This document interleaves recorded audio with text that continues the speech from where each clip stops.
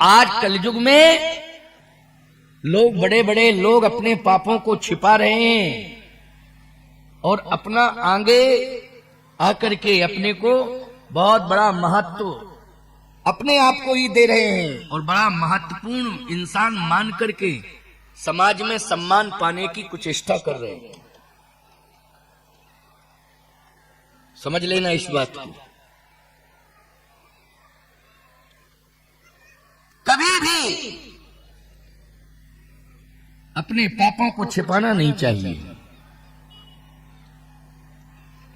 पाप करने के बाद पश्चाताप करना चाहिए और यह भी कहना चाहिए कि मुझसे भूल हो गई है, मैं पश्चाताप कर रहा हूं और ये संकल्प ले रहा हूं कि आगे अब मैं पाप नहीं करूंगा। ये भाव होना चाहिए। होना चाहिए कि नहीं होना चाहिए? बोलो। अपनी गलती को स्वीकार करना चाहिए, अपनी भूल को स्वीकार करना चाहिए। मैं प्रमाण दे रहा हूं आपको, सुनते जाओ जरा।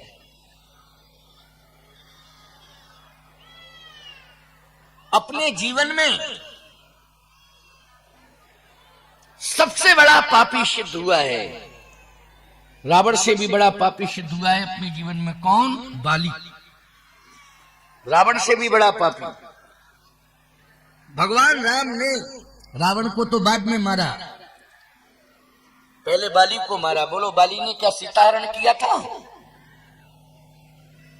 क्या बाली ने यज्ञशालाओं में आग लगाई थी, गौशालाओं में आग लगाई थी? कोई प्रमाण नहीं मिलता है कि उसने यज्ञशालाओं में आग लगाई हो, गौशालाओं में आग लगाई हो, उसने जो है सीता का हरण किया हो।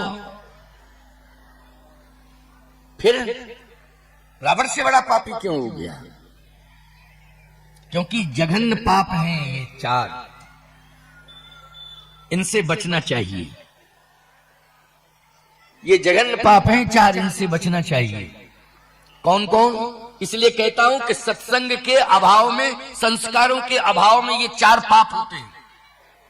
अगर सत्संग मिलता रहे, संस्कार सुंदर मिलते रहे, तो ये चार जो जघन्य पाप हैं, पाप तो बहुत है, लेकिन जो बड़े पाप जघन्य हैं वो चार पाप नहीं होंगे। कौन से हैं वो चार पाप? जरा सुनना। सबसे पहला जघन्य पाप यह है कि हम छोटी सी कन्या पर कुदृष्टि डालें। छोटी सी कन्या, कन्या पूजन होता है हमारे यहाँ, गौ पूजन, गंगा पूजन, कन्या पूजन। बोलो, ये पूजन है कि नहीं? गुरु पूजन, इनकी पूजा की जाती है, इनका पूजन किया जाता है, बड़ा महत्व है। नवरात्रि में तो कन्या पूजन का बहुत महत्व है। साक्षात शक्ति है वो। इस कलयुग में छोटी सी कन्या साक्षात शक्ति है और कलयुग में गौ माता साक्षात भक्ति है। गंगा साक्षात भक्ति है, गौ साक्षात भक्ति है, कन्या साक्षात शक्ति है। समझ रहे हो क्यों? और कलयुग में गुरु साक्षात परब्रह्म, तस्मै श्री गुरुवे नमः। साक्षात परब्रह्म, तस्मै श्री गुरुवे नमः। स्पष्ट कहा है कि नहीं कहा है? इनका बड़ा महत्व है। और दृष्टि दोष, कन्या के ऊपर दृष्टि दोष, ये सबसे बड़ा जघन्य पाप है। और पुत्र वधू पर दृष्टि दोष, ये सबसे बड़ा पाप है। अनुज वधू पुत्र वधू के समान ही होती है। दृष्टि दोष सबसे बड़ा पाप है। बहन, दृष्टि दोष सबसे बड़ा पाप है। ये पाप बाली के द्वारा हो गए थे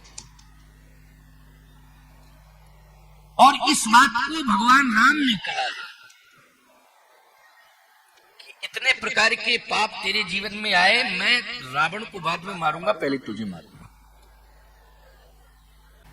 बाली ने कहा कि प्रभु, ये मानव संस्कृति में पाप लगते हैं, मानव संस्कृति में पाप है, पशु संस्कृति में कोई पाप नहीं। पशु क्या जाने कौन माँ है, कौन बेटी है, कौन बहन है। भाई पशु क्या जाने। बात सही है कि नहीं? बाली जो है अपनी बात रख रहा है। बोले ये सब पाप तो मानव जीवन के पाप हैं, पशुओं के जीवन में ये लागू नहीं होते हैं। मैं तो पशु हूं। लक्ष्मण जी बोले भैया बात उसने मौके की कह दी, आपने कहा और उसने तुरंत जवाब दे दिया। अब आपके पास क्या कोई उत्तर है? भगवान ने कहा उत्तर है। देखो एक बात बताएं, दुनिया को तुम निरुत्तर कर सकते हो लेकिन भगवान को नहीं कर सकते हो निरुत्तर। समझ गए हो कि नहीं? भगवान को निरुत्तर नहीं कर सकते हो। कहां से करोगे? तुम में कितनी ताकत है, कितनी क्षमता है। अभिमान माना जाएगा और अभिमान होगा तो याद रखना निश्चित रूप से तुम्हारा अस्तित्व खत्म हो जाएगा। अभिमान जहां होता है वहां भगवान रहने नहीं देते। अभिमान सबसे पहले तो अभिमानी को मारते हैं भगवान, कोई भी हो। भगवान ने कहा उत्तर है। क्या? ऐसा है कि जैसे कोई व्यक्ति लाभ लेना चाहे, समझ रहे हो कि नहीं?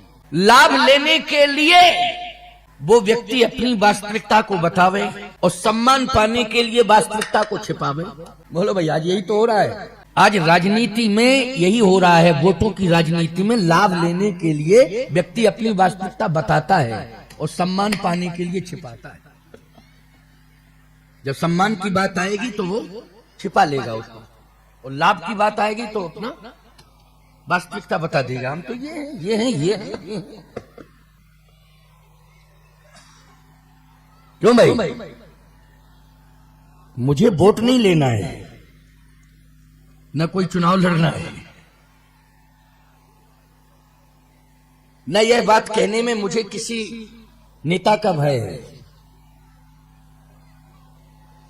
साफ बात कहने में कभी चूकना नहीं चाहिए। और तुम लोग नहीं कह सकते हो, मैं कह सकता हूं। मैं कह सकता हूं, मुझे अधिकार है कहने का।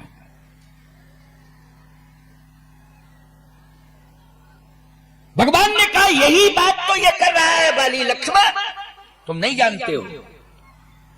ये अपने अपराधों से बचने के लिए अपनी वास्तविकता को छिपा रहा है। यही कर रहा है।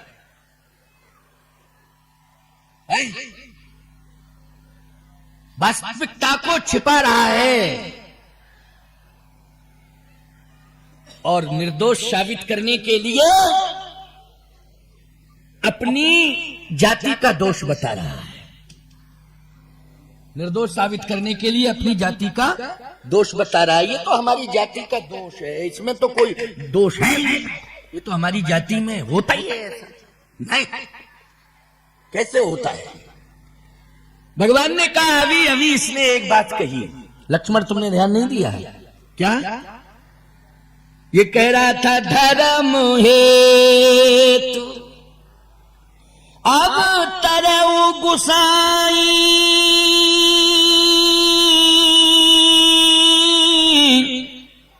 मारे मोहि व्याध की नाई। आपका अवतार धर्म की रक्षा के लिए हुआ है। आपने मुझे मार करके अधर्म किया है। तो पशु धर्म अधर्म कहां जानता है? जब धर्म नहीं जानता है पशु, तभी तो अधर्म करता है।